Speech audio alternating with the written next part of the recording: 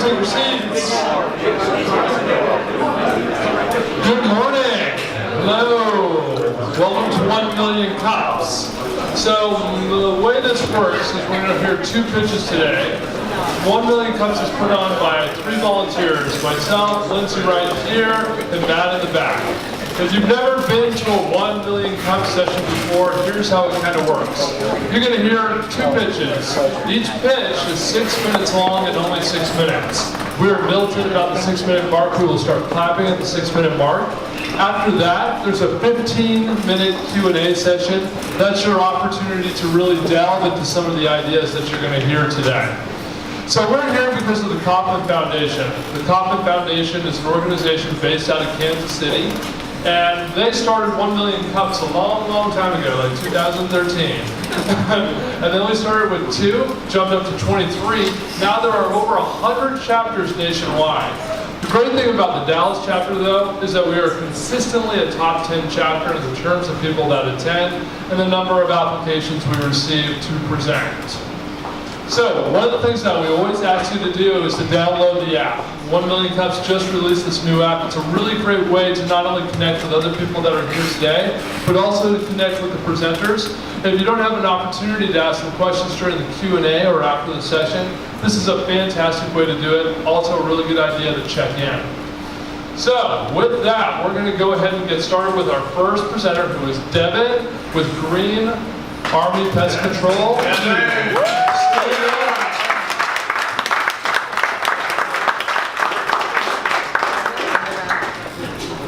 Usually I'm out there, but it's different to be up here. So good morning, I'm Devin and I'm with Green Army Pest, which is a healthy home and pest solution. And what we're really trying to do is bring a smarter, newer, and greener approach to a 100-year-old industry that's been doing it the same way for a really long time. And the vision is not only to be profitable, but also responsible. So that's why we're really focused on botanicals as well as being proactive and preventing pests in the first place, and really bringing a different approach.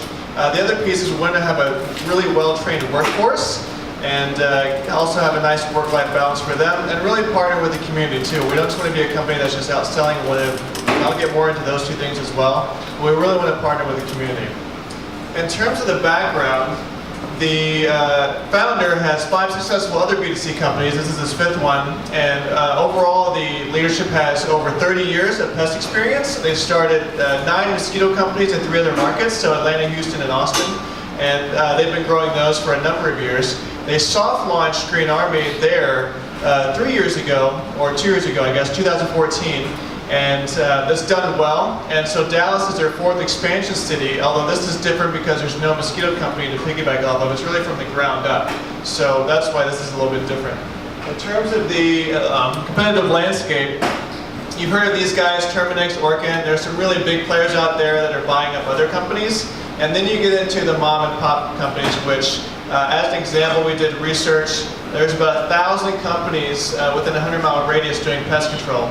And the top 25 to 30 are probably the multi-million and higher ones. Then the revenue drops off considerably, and you get more of the a lot more of the mom and pops or small companies where it's a guy with a truck going around. Now, how are we competitive in this? All these pest control companies. Well, we do have a proprietary ingredient, which is Chuck Norris sweat. So 1 drop can kill pests in a 10-mile radius. That's actually not true, but I just thought it'd be funny to throw that out there. So, it'd be amazing if it was. I'd love to have this technology. But no, the real differentiation is we use green products, as mentioned, botanicals, but part of it's the prevention service. We have a very comprehensive plan we do on every single home or commercial business. So we go in, look for any entry points, and standard procedures to block, be more proactive, and not let pests in the first place. As an example, we go in for the houses, the weep holes, we plug it with copper mesh. So it's a way for the house to breathe, but we want to keep the bugs out. So this is our standard procedure. I went on 5 inspections. All houses had pest control companies before, and only one had the simple preventative procedure. So as companies not really doing the things, they're just going out and spraying, and they're more reactive as opposed to trying to take care of it in the first place. The other piece is the university I mentioned, the Green Army training. We're making a really great training program for our technicians. So they're not only going to be trained on pests, but also some other high-level home stuff, which gets us into being more of a comprehensive home service. So it's not just pest solutions, it's a healthy home. So we can offer grill cleaning, garage cleaning, the guys are trained to point out certain things, branches above, so kind of being more a holistic type of approach for the home, which we partner with the customer more and really educate them. So it's saying, hey, by the way, this wood next to your garage is not a good idea, the cardboard here, we noticed this here, I think we would help fix this, whether it's us or not. We really want to be a second pair of eyes for the customer, for the customer's home. And then lastly is really connecting with the community. And we're looking at ways to give back to charities as we get involved, and I'll talk about a specific example after that. In terms of revenue during the soft launch, so like I said, in Austin, Houston, Atlanta, they had some good revenue traction already. That was just cross-selling, not doing a ton of marketing. But continued growth and getting up to 330,000. Now Dallas, like I said, is a brand new city, so we don't have a piggyback to go off of. But so far in Q4 when we launched, we signed up 30 houses, which is actually good in the dead of pest control sales. Everybody's on holiday, but we got some decent traction in that month, and we've almost doubled that now. But we're looking at really scaling fast in the next couple of months. We're trying to hit 750 by Q2. The other thing we're looking at is more of an independent sales model. If someone's really excited about our movement, we have a really slick iPad app. They can sign up to resell themselves and make some extra cash on the side. We actually had a commercial realtor that really loved it. He's like, hey, this is awesome. I want to sell this to my property. So he started doing that as well. We're also looking at referral programs, so we love partner channels. We give incentives for that as well. And then lastly, we do still do normal marketing and PR. We'll have a PR release coming out in February. But we're trying to focus on the other ones and not just spend a ton of marketing dollars like the other companies usually do. In terms of needs, typically, customers obviously, and not to have a bunch of ads, but really just to help grow. So whether it's somebody that owns commercial, they already have a pest control company, that's always great. We're focusing in the 635 area as we scale. Probably won't get to Denton or McKinney initially, but just kind of around that initial loop. And then secondly would be, if someone is excited about this, we'd love to talk to them about sales or the technician side as well. Since we're growing really fast, if someone already is with a pest control company, we'd love to talk to them. Or if someone's just interested in doing this type of work and joining a great movement, we'd love to talk to them as well. And then if you know someone that would be a good referral, realtors, etc., that'd be great. And then schools or fundraising charities, we'd love to partner with them to kind of give back. So.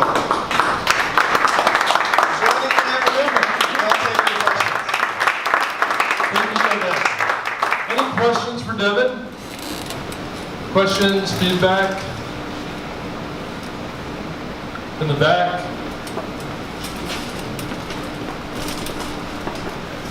Thanks for presenting today.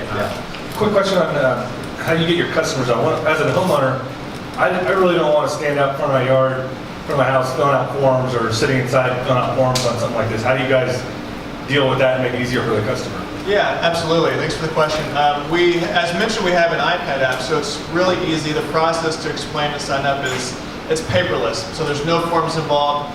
You can go through the app, and we're looking at doing it online as well, so you can do it from the comfort of your own home. But initially, if you know someone, as mentioned, the Salesforce or whatnot, it's usually face-to-face now, and it's a quick 15 minutes, boom, boom, boom. You fill it out in the app, and we can even help cancel your current service if you want us to do that and switch over to make it super seamless and easy.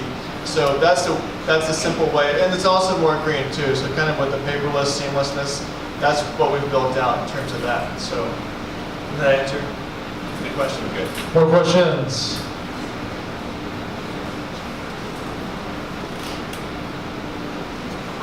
What's your charge model and how you work with the realtors?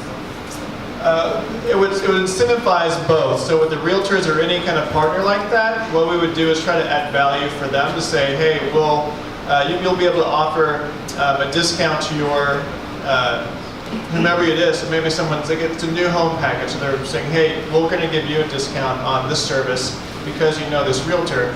And then for us, if they sign up, we'll give the realtor a kickback or whatever it is. So it's kind of a double incentive. So the person gets a discount as well as the realtor gets rewarded if they sign up as well. Does that make sense, or is that? Questions? How you approach them? How are we approaching them? Yeah. It's the same. We're just asking them if they see value in it, and then great, we can have a conversation. And we're making it really easy for them to do. So it's whether it's sending an email, they have their own personal link. It's building out that referral program. So it takes the realtor maybe 5 seconds to send the email, or the link's already there. It's super easy, and then they can get rewarded as well. But it's really just phone calls to them initially, or people we know through our network. And that's kind of the ask as well. If someone knows somebody, we'd love to chat with them to see if we can do the same thing. Good morning. Will you describe who your ideal customer is, like the person that you really love having as a customer and working with? Yeah, the ideal would be someone who really just wants to go green and hasn't had the ability to before. I've talked to a couple of people that have been like, oh, I'm so glad you guys are here because I haven't been able to find a great green service. And so it's maybe a typical demographic, either shops at Whole Foods or even has kids or a pet and they're concerned about toxins but still want to keep the bugs out. And in terms of, like I said, initially in terms of geography, we're kind of looking at that within the 635 or a little bit outside. But someone who's just excited about the green and wants to do it in a greener way, and we get the same results. Is that? Would that be a really good ad for new mothers or like expecting mothers? Exactly. Yeah, that would be a perfect target market. We even talked with someone that they're like, well, I wasn't really concerned with it before, but now that I have a kid, now I'm really concerned. Or now that I have a pet, I'm really concerned about the toxins around my home or in the yard or whatever it is. So, yeah, that would be an ideal market too. Thank you. Yeah, what is it that makes your product proprietary? Can you go into a little more detail about that? Yeah, we're still working on that with should I ignore sweat? No, with the product itself. We're actually we don't have a proprietary product as of now. We're in talks with another company that's doing has their own solution, partly for mosquito and other pests. So that might add some proprietariness to our products, but we buy commercial grade green products that are already on the market. So that piece is not proprietary yet, but we're looking at adding that piece in the future, either exclusive license for this company or buying them as well. But in terms of we feel like the process is different, and not that you couldn't necessarily go do it, but it's kind of a combination of green plus our preventive process plus some of the seamlessness. Like all together, those things make it a unique experience. Good morning. Morning. Tell me something that when you're talking of bringing something new or a seamless exercise to it, how do you educate your customers? Whenever and you said it's a new market for you. Educating a customer is the most expensive exercise. Are you doing anything specific, or do you have a plan to educate a whole bunch or a neighborhood? Yeah, in terms of if someone already has pest control, it's a pretty easy switch over. So they're already educated on the why it's good to have a service.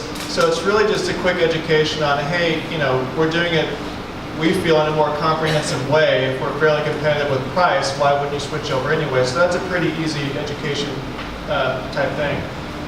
In terms of where it helps with the referral partners, it's building that trust quickly. So if someone trusts, like I said, with the realtor or whatnot, they already have a relationship and they're already educating them and, oh, I really like this company, and pest control is not that hard to get. It's not like we're selling a database, BI system, etc. So the learning curve is pretty easy, and like I said, usually only takes about 15 minutes to really go through our offering, and it's kind of like, that makes a lot of sense, or they just don't want to do it, which is fine. But there's not too much, but anytime we can help build trust with the other groups, that's great. There is a differentiation. Product has a differentiation than the current products out in the market. Yeah, partly just most companies are not green, that's one. So if they do have a green offering, then sometimes it's about the operational aspects of just being on time and the customer experience. I know people have used other companies and they're either consistently late or don't show up when they say they're going to, and it's just kind of bringing more of a seamless operational model and scale to the green aspect of it that's not been done yet. Yeah, there's green companies, pest companies out there now, but they're just not doing it as seamlessly as we would like to. So it's combining all those parts together. And plus the green is unique for a lot of them. Another in the back. What kind of assets, you guys have like a home base you operate out of, and then do you guys, how many employees do you have here in Dallas for this, since you guys just expanded here? Yeah, the nice thing is we have the mosquito company, which their call center and sort of part of the home base is in Atlanta, so we're tapping into their call center to take calls and customer service and whatnot. As far as here, we're actually working with, well, I'm part of, with Vin Ventures, Melissa and Chan, who are also working on the deck, and they're helping with the go-to-market. So there's, and we're sharing resources with the mosquito company. Well, so I'd say, you know, 4 to 6 full-times based on, you know, if you can kind of combine the hours. And that would just be a guess, but you have, you know, the founder working on both companies, the operations guy that's pretty much focused on Green Army, another couple of full-time hires that are focused on this, and then some shared resources as well. Like I said, we're tapping into their Atlanta home base to do some of the things. Additional questions for Devin? Any feedback, questions? Going once, going twice. All right, can we get a round of applause for Devin?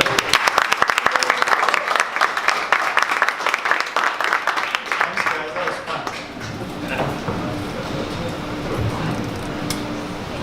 So I need to tell you that we would never be here if not for our sponsors. Certainly, we have a big shout out to the deck where you are right now. It's the Dallas Entrepreneur Center. If you've never been here before, I really recommend you take a walk around. There's a really good vibe, a really good energy in a workspace like this. And the person who is the ambassador who can tell you all about that is sitting right back there in the back. His name is Emmanuel. So if you're interested in taking a look around, talk to Emmanuel after the session and he'll give you a quick tour. So other people that help us be up here today is, first of all, I want to thank our vendor, Kurtu, in the back over there. He's the one that provides the tasty treats. And then our sponsors, our in-kind sponsors, are Hybrid Coffee. If you haven't had a chance, that container over there has these really tasty coffees, really good stuff. Also, Dallas Startup Week provides the coffee, and then also Dev Mountain. They just opened brand new spaces this week, so if you're interested in learning about development and things like that, that's a good place to stop. And then finally, Zartech is our community sponsor. Basically, they provide a full stack solution for wearables and other equipment like that. But I recommend that you take a look at them, softtech.com. And so with that, we're going to get started with our next presenter. His name is Abu, and he's with Zartech. He's going to tell us about his new product. So can you guys stand up and give Abu a round of applause? Thank you very much. Good morning. My name is Abu Sadiq. I'm the founder and CEO of Zartech. It's a cybersecurity product and advisory service company based in Dallas. A little bit about my background. I have 22 years of technology-related experience, and I have worked at companies, some of the largest companies around the world, in positions such as Chief Information Security Officer. Today I'm here to talk about our flagship product. It's a SaaS-based and in the B2B space. It's called Zartech, and it's called Cyber, and we have just launched it. So what problem are we solving? So a few years back, the former FBI Director Robert Mueller, in a security conference, stated a very important fact. There's two kinds of companies out there: those that have been hacked and those who don't know that they have been hacked. I'm sure you have all seen the recent data breaches that's been in the news lately. Some of the big ones are Yahoo, which lost almost 1 billion user records. Adult friend founders lost 412 million records. Even the FBI and IRS got hacked. The Democratic National Committee also got their email server hacked, and as a result, a lot of the emails was exposed, which had a huge impact in our election process. So the impact on organizations in regards to their reputation, cost, and operation is catastrophic. The average cost of a breach is around $4 million to an organization. The government has also started to impose strict fines on organizations that they have found to have lost sensitive information and also been found to have deficiencies in their cybersecurity program. A recent assessment done with US and UK companies found that there is a severe shortage on security skill set that organizations needs to get their cybersecurity program in shape. So we developed CyberRadar to help organizations address these problems and works towards steady improvement in their cybersecurity efforts. CyberRadar is an all-in-one cybersecurity tools that leverages intelligence in merging and mapping cybersecurity framework against the existing and future posture of an organization. It provides automatic tracking of their gap remediation and also a roadmap development tool that can be easily leveraged to build a cybersecurity program, and is based on simple answers to questions against the organization's current state. So the way CyberRadar works is it takes a 360 view of their security program in process, people, and technology, and provides them a quantifiable maturity score, a comprehensive action improvement plan to address the gaps, and we have also bundled the product to provide some consultation by security experts who has been there, done that. We also provide policy templates and the list of security tools that can help them build their cybersecurity program. So with just 3 steps, completing the assessment, reviewing the report, and working closely with the security experts, and then taking the prescribed action, companies can start working towards improving their cybersecurity journey in just half a day. In comparison, if they engage a third-party vendor to come on site and do the same assessment, it takes anywhere from 2 weeks to a month to get the same results. What CyberRadar has done is helped eliminate a lot of the manual process that's involved in the discovery phase and also in the roadmap development. So the return on investment of using CyberRadar is almost 301%. So here is our offering. The first one we have is a one-time advisor-guided implementation. This is a self-assessment they do online, and then they work very closely with our security advisor to review the scorecard and their comprehensive roadmap. The second model is the subscription model, and this is geared more for companies that may have multiple entities or would like to assess their third-party vendors that they give access to their network or storing the data. And this is unlimited assessments that they can do with this subscription model. And then the third one is the consulting services, where we go on site and help them with these assessments. So the need from us is that we would like for you to help us spread the word, and then we are also looking to raise some capital to help us with the marketing and hiring more resources. So thank you for listening to me. Please, if you have any questions, I'll be happy to answer those. Thank you, Abu.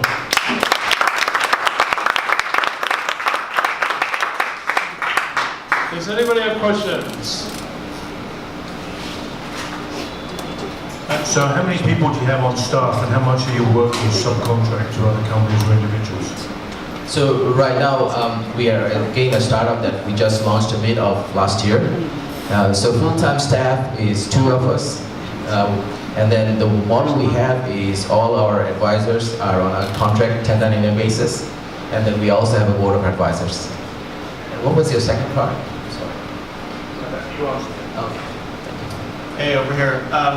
In terms of your I guess audit or your initial discovery, what are you actually looking for? Because you kind of do people, technology, and what is it more process-based, or are you actually just doing patterns and activity in terms of the network and looking for stuff that might be peculiar? Or I guess in that initial discovery, what are you trying to find, or what are you looking for? If that makes sense.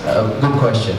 So we built our intelligent engine based on about 8 security frameworks and guidance. For instance, the government has one called NIST, ISO, COVID.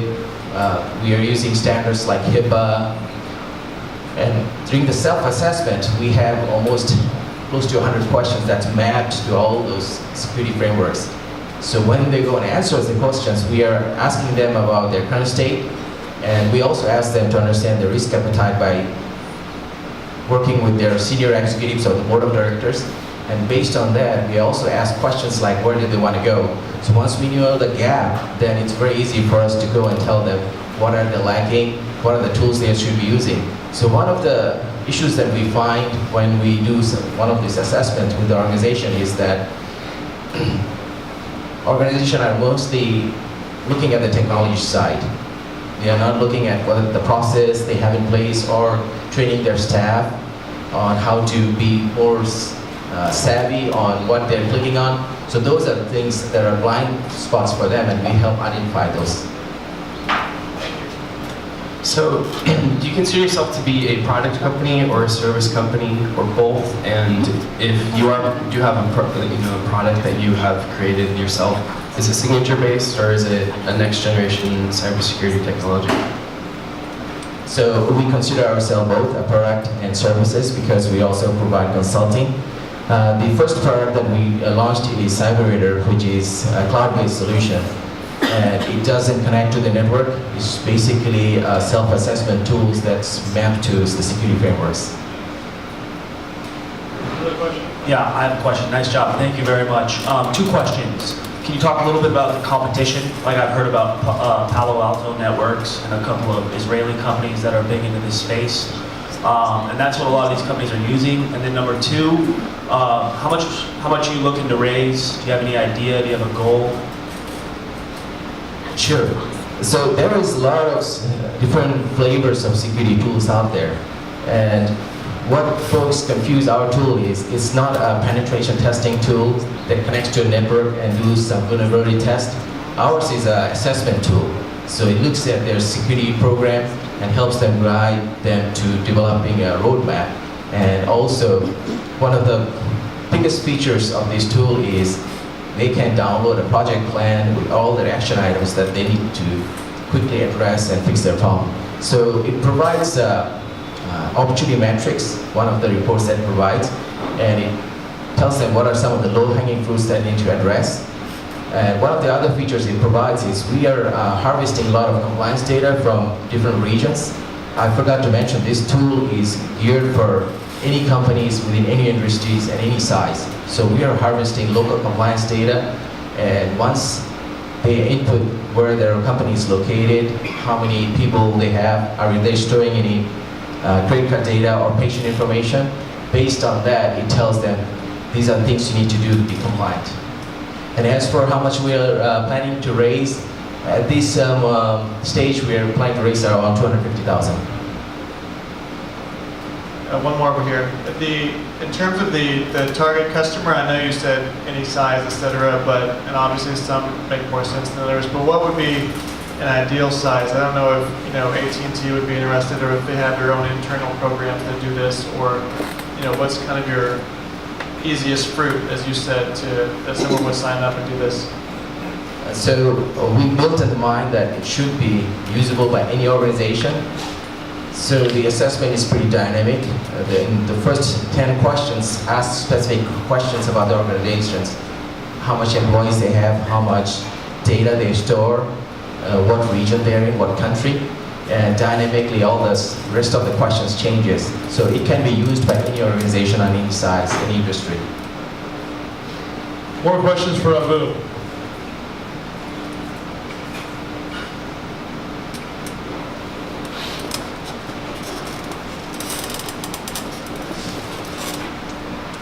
Hi, good job. Thank you. Following up Devin's question, any industry, any size company is great for your product. It's very difficult for marketing. So the question is, who are you going to target? How are you going to get traction?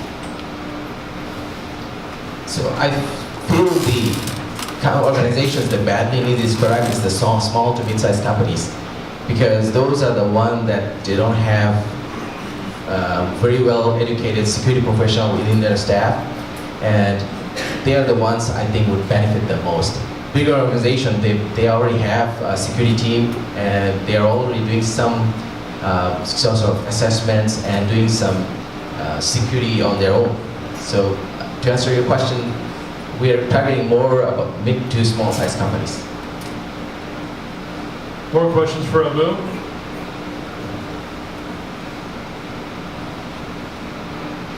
Going once? Going twice? All right, thank you, Abu. Thank you very much.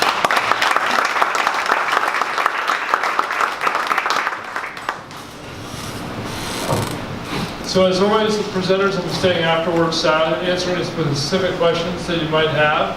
And again, just call out to Emmanuel if you'd like to tour the deck. Otherwise, join us next week for another 1 Million Cups session.